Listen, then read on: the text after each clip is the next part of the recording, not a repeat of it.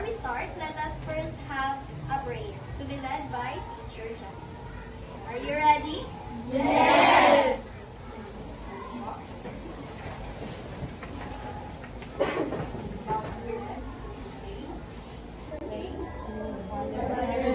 The Holy Spirit, amen.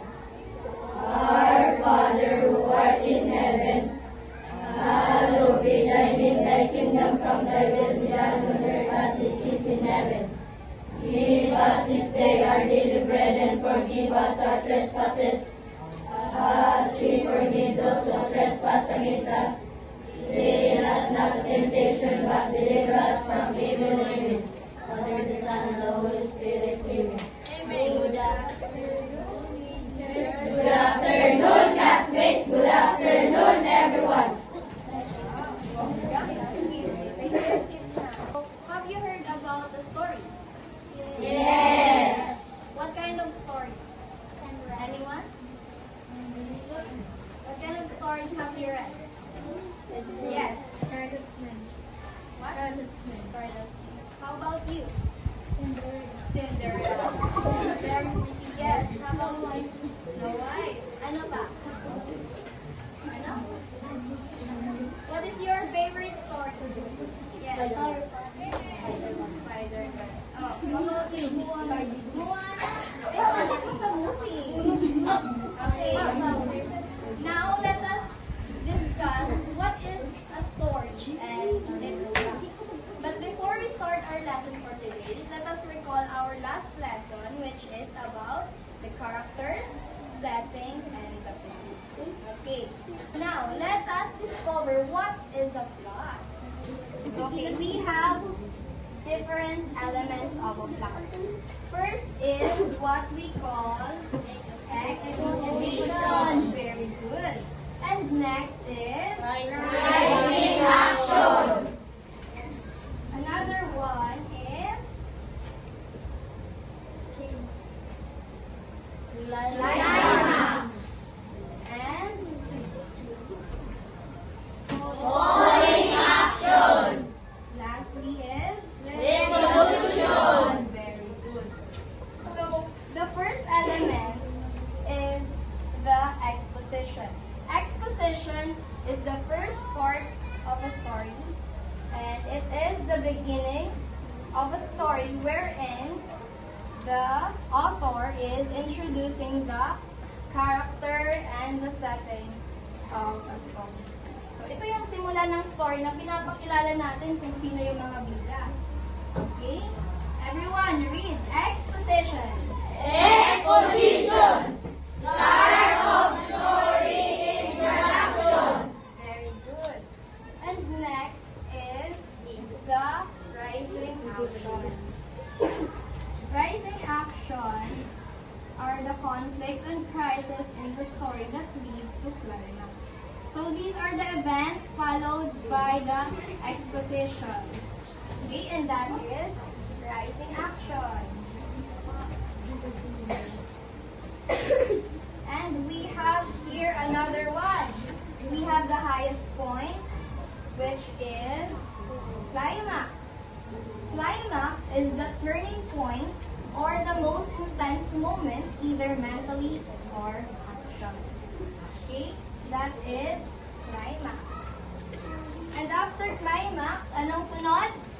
Falling action. So, falling actions are all actions that follows the climax. So, these are the events after ng pinaka-intense na pangyayari sa story, susundan natin ang falling action. And lastly is we have the resolution. Resolution is the conclusion, or in short, this is the end of a story. So, ano napapansin niyo sa ating plot? Para siyang bundok. Ano pa? Ano napapansin niyo? May mga tao. Ano kaya ito? Isa siyang perya. Sa perya, meron tayo roller coaster. Very good. Kaya, ayan. Imagine niyo kayo to. Kapag sumakay na kayo sa roller coaster, mula Mula sa baba, pataas, hanggang pababa. So, that is the main system ng ating class. Para tayong sumakay sa isang roller coaster. Mula sa start, sino na bang nakasakay dito ng roller coaster? Wow, saan kayo sumakay? Sa Naga. Okay. May perya? Okay. So, ganun ang ating class. So, our plot is first started with an exposition, rising action, climax, falling action, and the resolution. So, in order for you to understand about our lesson for today, which is the plot, we have here an example of a story. What do you see in the picture?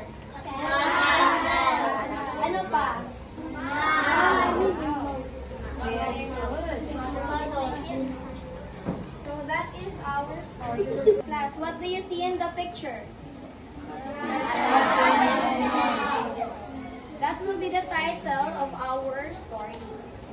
Okay, so for you to understand what is a story plot, let us first chop each event of the cat and the mouse. Okay, the first event is, everybody read. Once there was a cat named Mittens. Mittens lived in a crazy house. So what is the name of the cat? Mittens. Where does she live? Cozy house. Very good. And next is this. Everybody read. One day, Mittens saw a mouse in the kitchen. What did Mitten saw in the kitchen? Mouse. Very good. Okay. Next. Mittens. Mittens chased the mouse and loved the house.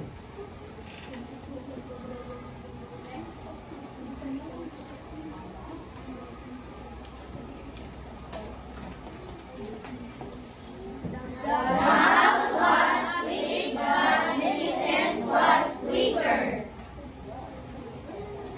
Naghabulan yung mouse tsaka yung cat. Okay.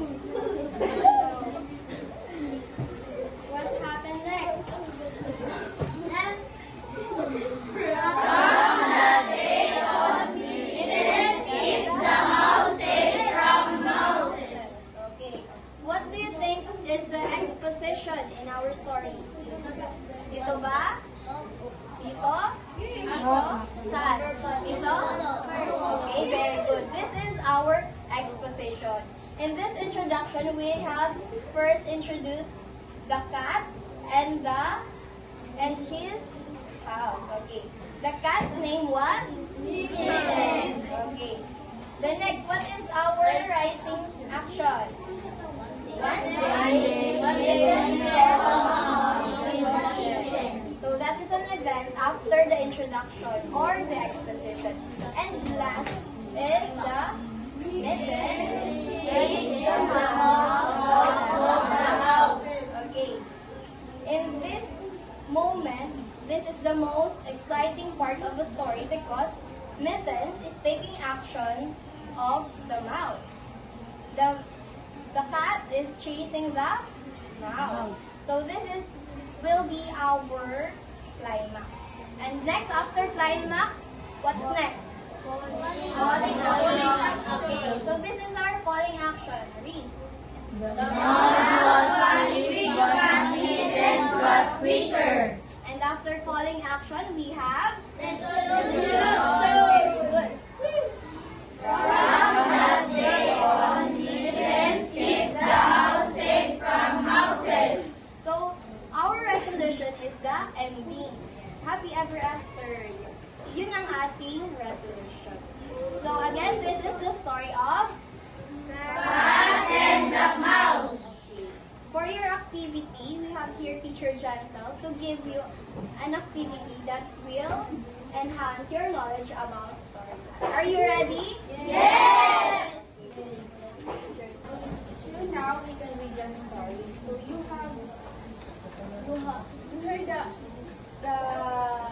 story that we read, or you have any idea about the story that we read? So,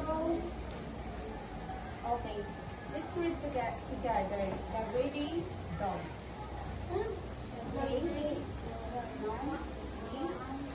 Once there was a dog.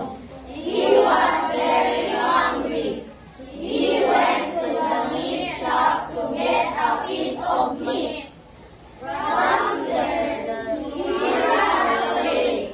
There was a river on his way. He saw his own reflection in the clear water of the river. He opened his mouth to get a piece of meat. As he opened his mouth, his own piece of meat fell into the water. He thought it was another dog with a piece of meat in his mouth.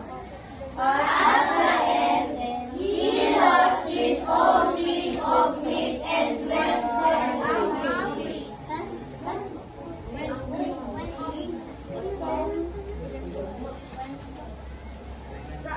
Saan galing yung aso? Kulungan, river. Saan siya pumunta? River.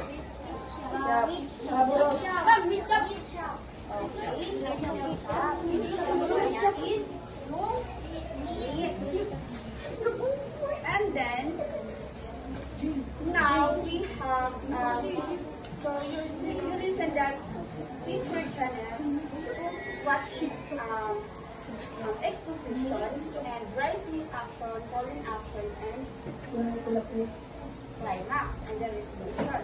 So now we have an activity. So you can answer on the board what is the exposition and rising action, falling action, climax, and resolution. Okay? Anyone who wants to participate? Okay, yes. Okay. So what is the exposition and the story? An answer. Okay,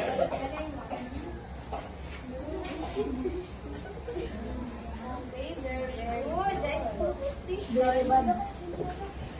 So, what is the rising action? Right? Yes. Yes.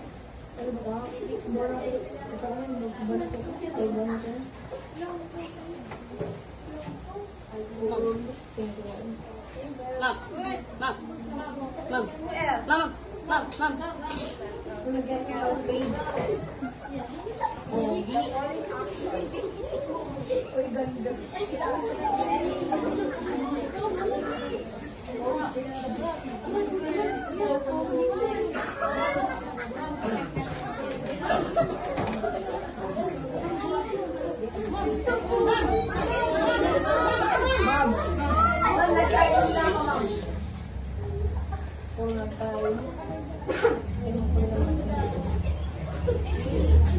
Tingin niyo tama kaya yung sagot niyo?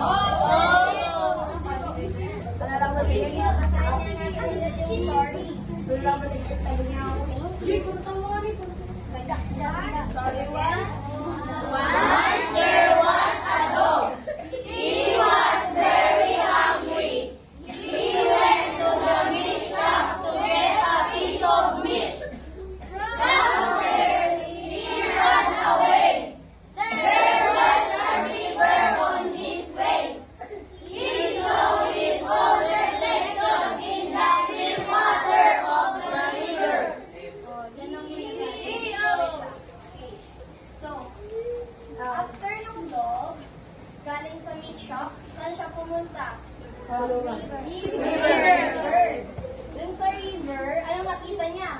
Water. Ano pa? Ano nakita niya sa water? Reflection. Reflection ng sarili. Ano sa nangyari? Nung nakita niya yung reflection niya, nagulat siya, diba? Oo.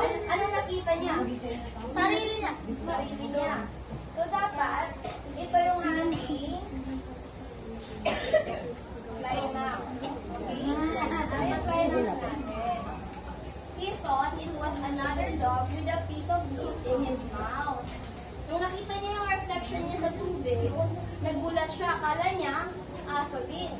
Tapos nakita niya yung reflection, may kagat din na aso. Anong nangyari sunod? He opened his mouth to get the piece of meat. As he opened his mouth, his whole piece of meat fell into the water. O, nakita nung dog na yung sa reflection niya, meron ding kagat na meat. Kasi meron siyang kagat na meat. O, anong ginawa niya? Sinubukan niyang agawin yung meat na kagat-kagat ng reflection niya. Nung pagbukas ng bibig niya, Nahulog. nahulog yung meat. Tubig. Okay. So next, resolution. At He lost his whole piece of meat and went home hungry. umuwi siyang busog. So tingin niyo, ano kayong lesson ng ating story? Dapat, huwag tayong maging Honest. greedy. Very good. Kasi yung aso, may kagat na siyang meat, pero gusto niyang agawin yung meat, no? Reflection niya. Kaya, nahulog niya tuloy yung sarili niya meat na kagat-kagat. So, that is the lesson of our story. We should not be greedy. Anong dapat natin gawin? Mas? Maging ano? Maging mabait. Maganyan. Maging pakontento tayo sa kung Ano? So, that will be the end of our lesson for today. And thank you for listening. Again, I am Teacher Janelle. And I am Teacher Johnson. I hope you learned something new in our lesson. Thank you. Bye, students.